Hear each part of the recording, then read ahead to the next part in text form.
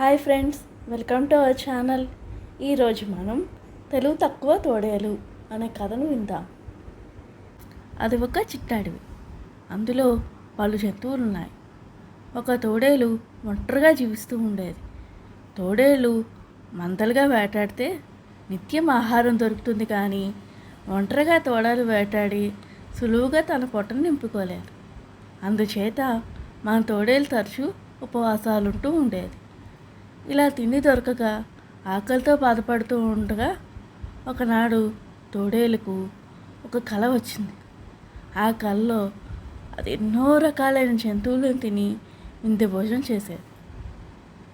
నిద్ర మెలకు రాగానే అది భలే మంచి కల వచ్చింది, ఇవాళ నాకు మంచి భోజనం దొరుకుతుంది అని సంతోషిస్తూ వేటకు బయలుదేరింది. కొంత దూరం వెళ్ళిందో లేదో తోడేలుకు అంత దూరాన ఒక కుందేలు, 2 పిల్లలు కనిపించాయి. తోడేలు దూకుతూ వెళ్ళి కుందేలును సమీపించి, ఇంకా నీకు నీ పిల్లలకు నొక్కలు చెల్లిపోయాలే, నాకు చచ్చేంత ఆకలి అవుతున్నది, ముందు నీ పిల్లలను భక్షించి తర్వాత తీరిగ్గా నేను తింటాను అన్నది.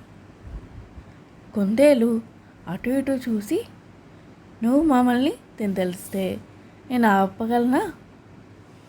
చచ్చే ముందు నేను నా బిడ్డలు దేవప్రార్థన చేసుకుంటాను, అందుకు మాత్రం ఒప్పుకో అన్నది. దానికేం భాగ్యం, దేవుడిపై నమ్మకం ఉంటే అలాగే ప్రార్థనలు చేయండి, ఆ పని అయ్యాకనే మిమ్మల్ని తింటాను అన్నది తోడేలు. అప్పుడు కుందేలు దాని పిల్లలు గట్టిగా కోయ్ కోయ్ అని అరిచాయి. ఆ అరుపు దూరాన ఉన్న గొల్లవాడి వేటకుక్కకు వినిపించింది.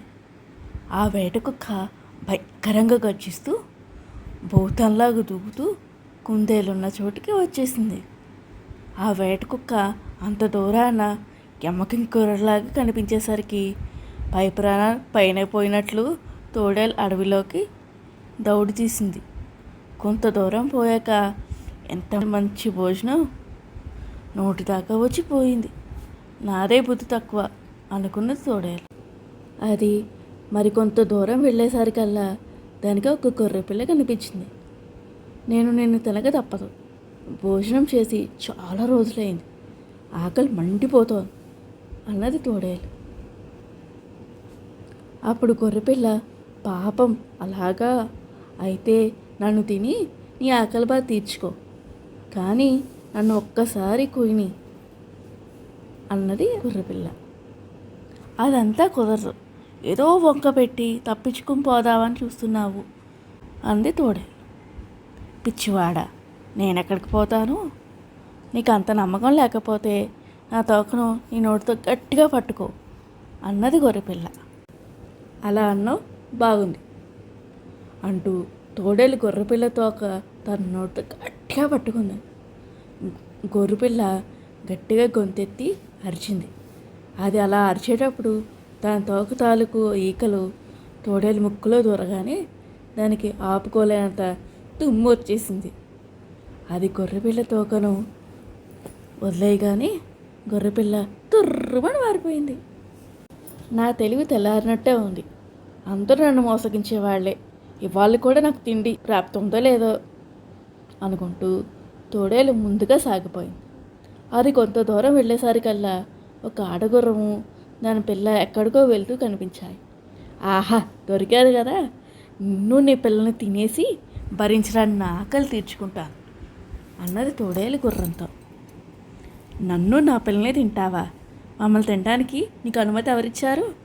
మా జోలికి వచ్చిన వాళ్ళను చీచి చెండాడేటట్టు శాస్త్రపత్రం ఉంది తెలుసా అన్నది గుర్రం. ఆ మాటలకు తోడేలు, శాసనపత్రమా? ఎవరిది? ఏది? నన్ను చూడండి అన్నది. నా కాలి అడుగున ఉంది, చూసుకో అంటూ గుర్రం ముందు కాళ్ళలో ఒకటి ఎత్తింది. తోడేలు ఆ కాలి కిందకి వెళ్ళి పైకి చూడటానికి ప్రయత్నించేటప్పుడు గుర్రం తోడేలు మొహం పగలేటట్టు తన్నింది. ఆ దెబ్బకు తోడేలు స్పృహ తప్పి పడిపోయింది. దానికి మళ్ళీ ఒళ్ళు తెలిసేసరికి గుర్రం జాడ కానీ దాని పిల్ల జాడ కానీ లేదు. నాకన్నా బుద్ధి తక్కువ ప్రాణి ఉండటం నిజంగా అసంభవం.